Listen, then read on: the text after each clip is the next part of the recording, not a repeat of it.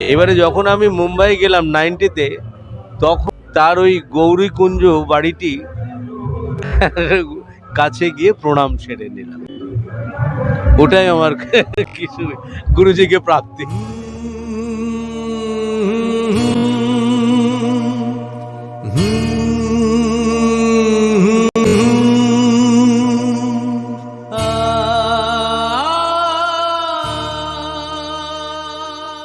নমস্কার, ডিবি নিউজে আপনাদের স্বাগত। আজ গাইঘাটা আর্টিস্ট ফোরামের তোমায় পড়েছে মনে কিশোর কুমার শ্রদ্ধাঞ্জলিতে এসেছেন বিশিষ্ট সঙ্গীত শিল্পী, যাকে কিশোর কুমার উত্তর বাংলা গানের জগতের অন্যতম একজন সঙ্গীত শিল্পী হিসাবে পরিগণিত করা হয়, সেই তরুণ সরকার। তরুণদা, ডিবি নিউজে স্বাগত। দাদা, বয়স কত হলো?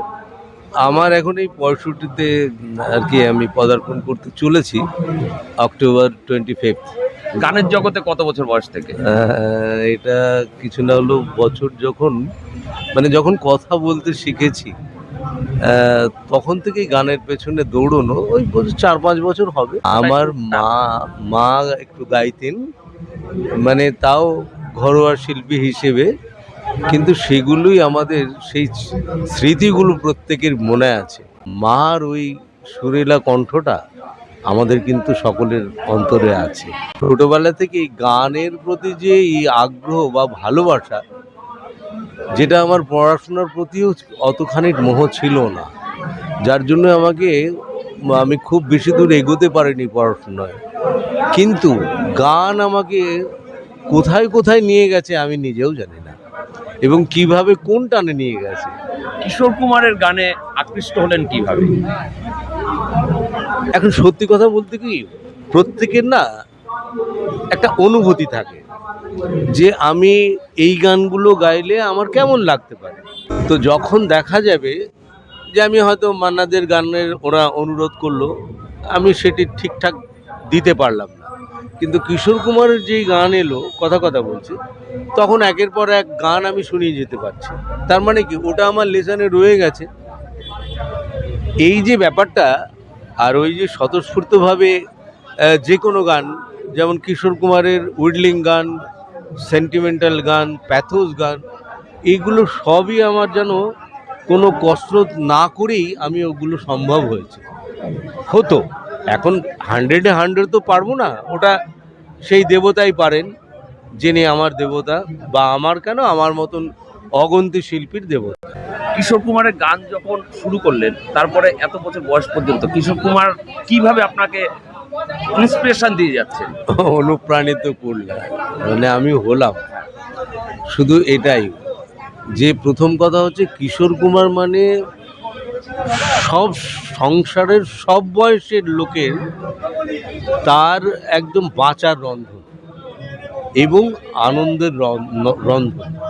যদি আমি দুঃখ চাই, আমি যদি হাসি চাই, আমি যদি খেলাধুলো করতে চাই, আমি যদি ছেড়ছাড় কিছু ভালোবেসে থাকি, তো এই যে ব্যাপারগুলো, সেটা পুরোপুরিভাবে ওই একটা কমপ্লিট শিল্পী, সেটা হচ্ছে কিশোর কুমার। ওনার কাছে কমপ্লিটটা পাওয়া যায়। ওনার যা দরাজ ব্যাপার, যে কণ্ঠ, সেটা একমাত্র ভগবান না হলে সম্ভব নয়। কিশোর কুমার আমরা চেষ্টা করে যাই ছোটবেলা থেকে, অবশ্যই চেষ্টা করছি, চেষ্টার তো ত্রুটি নেই, কিন্তু আমরা কোনোদিন সেই স্থান পাবো না, পেতে পারি না, কারণ জিনিয়াস একজনই হয়, একদম, তিনি হচ্ছেন কিশোর কুমার। কিশোর কুমারের কোনো প্রোগ্রাম সরাসরি দেখেছেন বা কখনো কথা হয়েছে? না, আমার ভাগ্যে হয়নি। একবার হয়েছিল 83-তে, যখন ইন্ডোরে এসেছিলেন।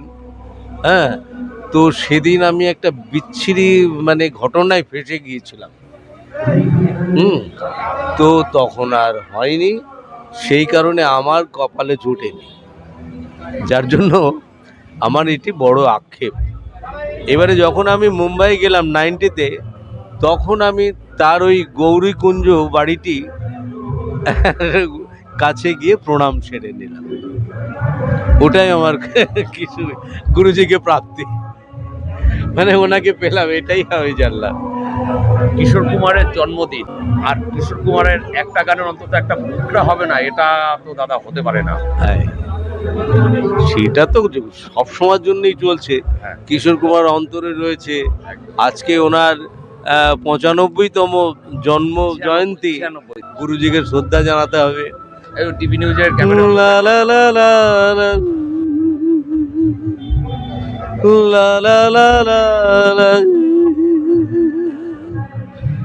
লা লা লা।